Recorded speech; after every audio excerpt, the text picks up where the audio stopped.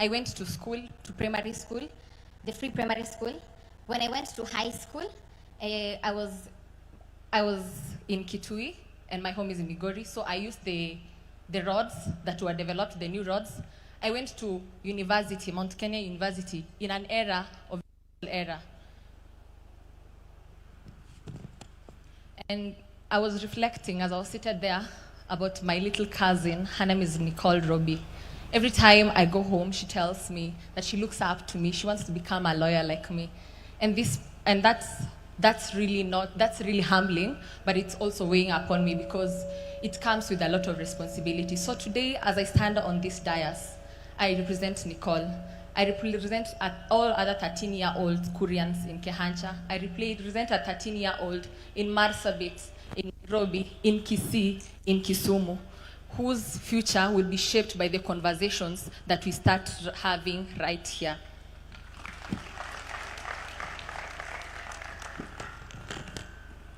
As a young lawyer, I cannot fail to honor the political pillar of Vision 2030.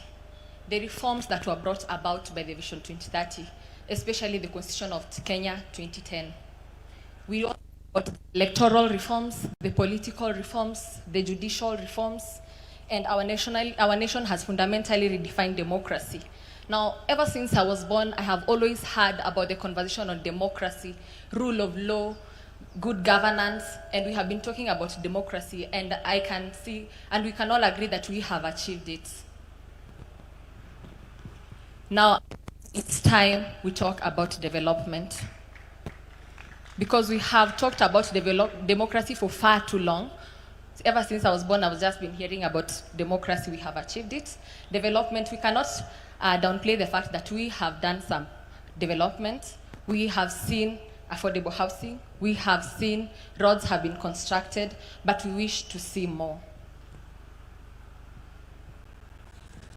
The generation before us poured blood and sweat so that we can enjoy the freedoms that we're enjoying today. And I think that it's our time to live up to that.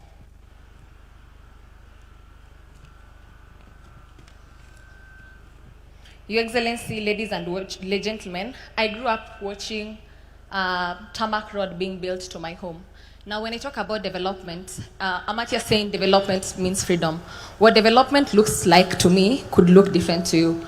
Development to me could look like roads. To you, it could look like building bridges.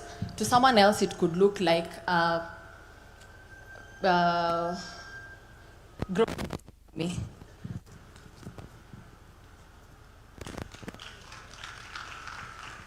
So as I grow up seeing the road grow, the road being tarmacked to my place in Kuria, it connected Kuria to Kehancha, to Migori, to Nairobi, and beyond. And this was not just vehicles that moved faster. To the people of Kuria and the people of Kehancha, it was jobs that moved faster. It was teachers that moved. It was doctors that moved faster. And hope and connections that moved faster. This is a symbol of intentional infrastructure development, what it can do for our marginalized community. While we do not take for granted how far we have come, we celebrate this milestone, and as young people, we say this: we would love to see more. We would love to see more roads, we would love to see more development, and we would love to see more healthcare. Thank you. Asante sana to Mogesi Maroa, a young lawyer in the making and is from Kuria. She has asked me to say that. Watu wa Kuria mpo? Mpo, naona moja ameinua mkono kule. She's proud. Yes, and she shakes her hand to ensure that they remember her face because she's going to be here for the realization of the future beyond 2030. Now, for the next speakers who are going to be here in terms of giving us quick remarks, we're not just starting from nowhere. We had already been on a journey of Vision 2030, looking to go beyond Vision 2030 as a nation and this is a conversation starter. We have many here who have been part of the journey of Vision 2030.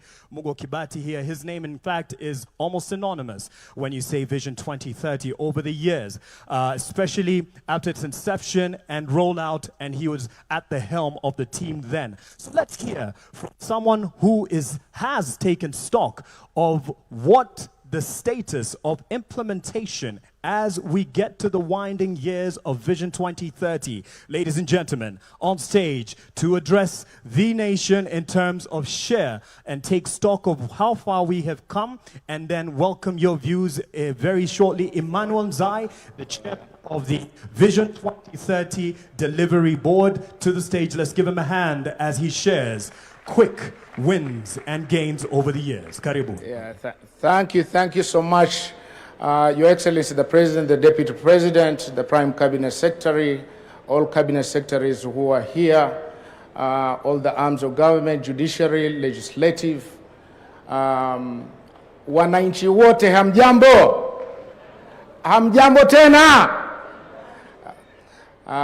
Mimi jina langu naitwa Emmanuel Nzai, mimi ndio chairman wa Kenya Vision 2030. Na mimi si mgeni na Vision 2030.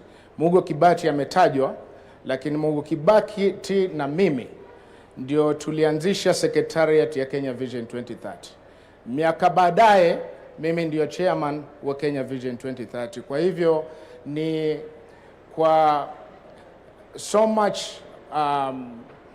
much humbleness that I get to stand here, Your Excellency.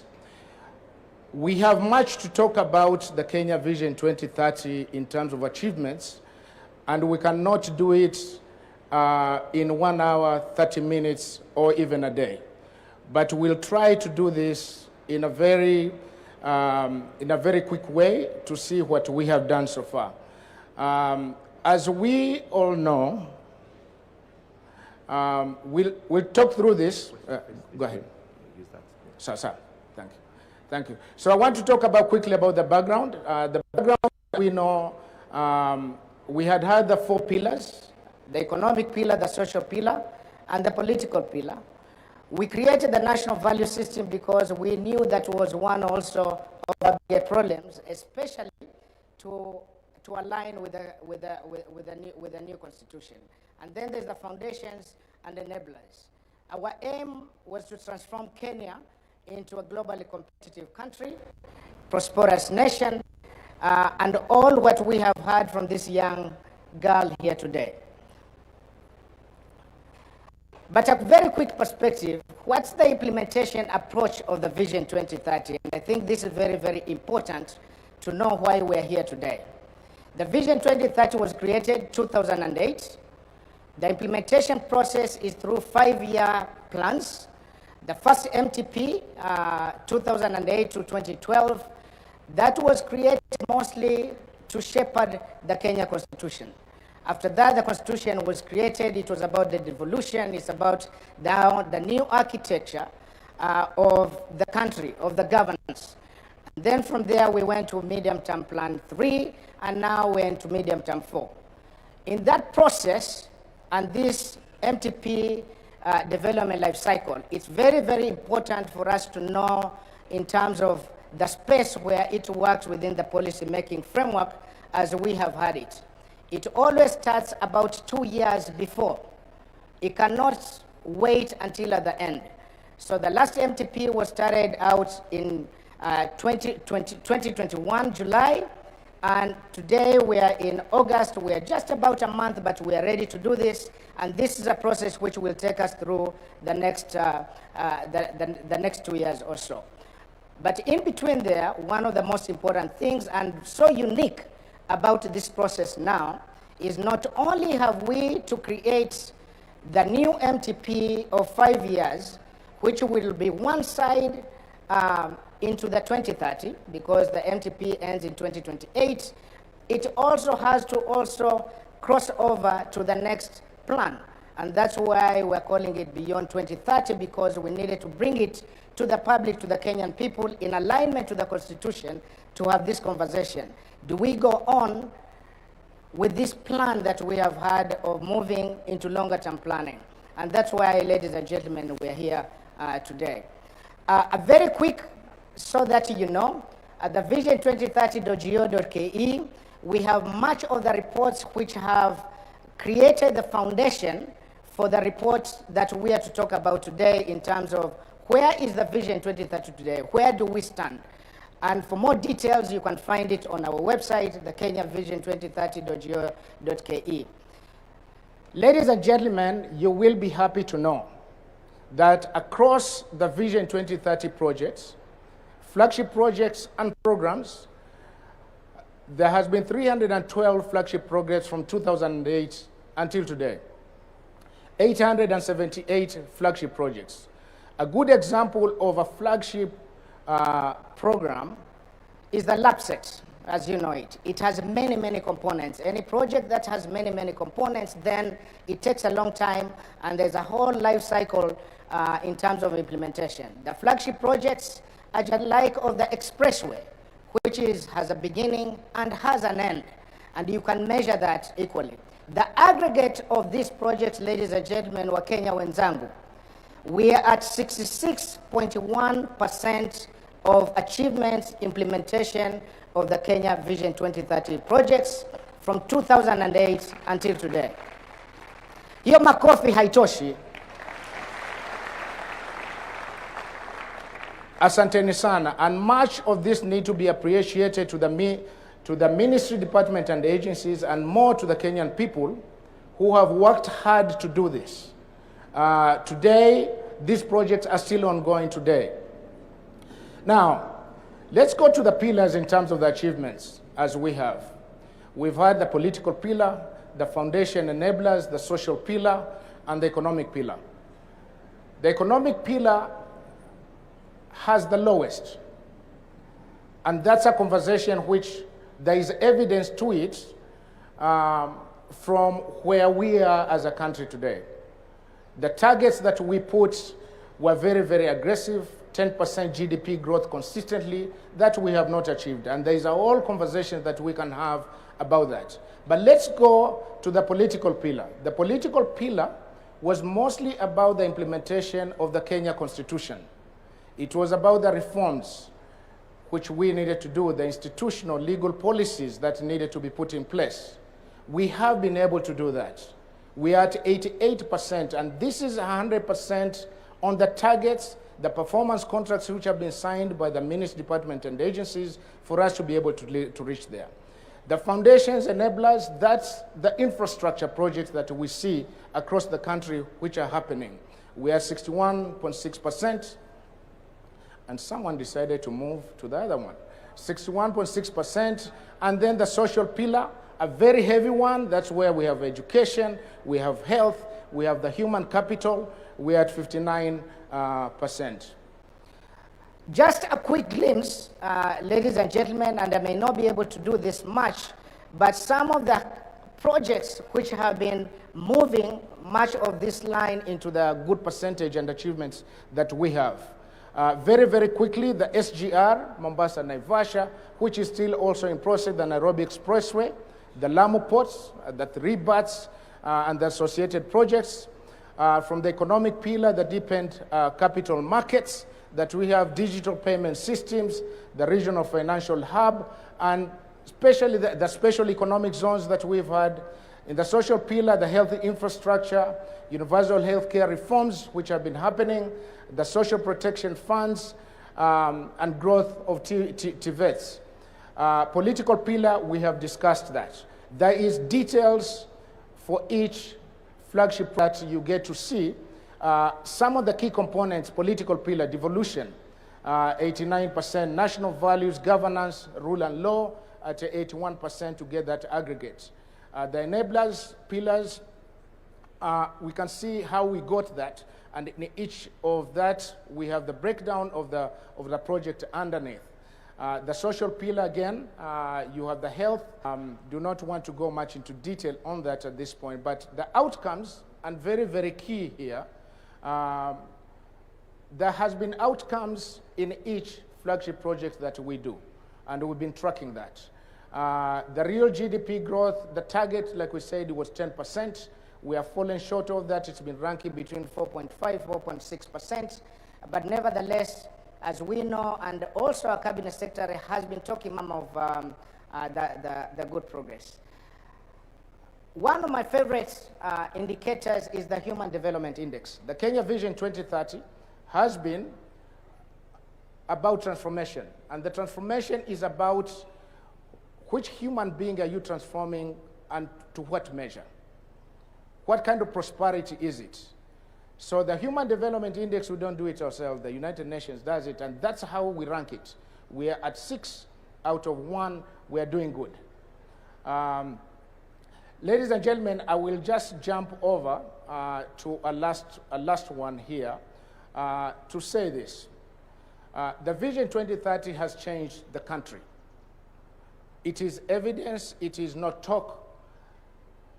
Today, as we speak, we've been talking to the Kenyan people in the last 1 month or so, and to talk and to simply listen.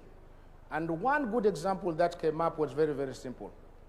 Dangote today will not say he wants to go to Lamu and put in that sort of investment if it was not the Kenya Vision 20 LAPSET project which was done, for us to be believed outside of here, for it to guide policy, for it to have believability. And so through that, it's an example that we have across all other projects. Kenya is not just Kenya for us. Kenya is a place for the world because of our global location. And because of that, they need to see evidence of a plan, and I think this is what we have. And so, ladies and gentlemen, just to finish, on our end and our call to you has been to simply have the discussion or begin a discussion of beyond 2030. The Constitution calls that we do that. Our calendar tells us that we do that. And the time is now between the month of July and August. So we're very, very happy that we get to start this process together. I thank you so much. Thank you so much. To Bwana Emmanuel Nzai, the chair of the Kenya Vision 2030 Delivery Board. Now it was just a snapshot, and it's information that we have available publicly and will be able to digest as we continue, because it then informs the next steps that we will be taking. And the next steps, speaking of which, I'd like now to call on one of the vision bearers in this respect. And for this, I'd like to say karibu sana to His Excellency Professor Peter Anyang' Nyong'o, who's a governor, Kisumu County, but in this context, chairs the Vision Development Technical Committee, who will now give us a quick look at where we're looking to head as a nation and starting this conversation. Let's give a hand to Professor Nyong'o as he comes, and then he'll be followed by the young 7-year-old Adrian Gweth in a bit. Karibu sana. Makofi kwake akija kwa the rostrum as he approaches, just to give us his quick look at the future we aspire to.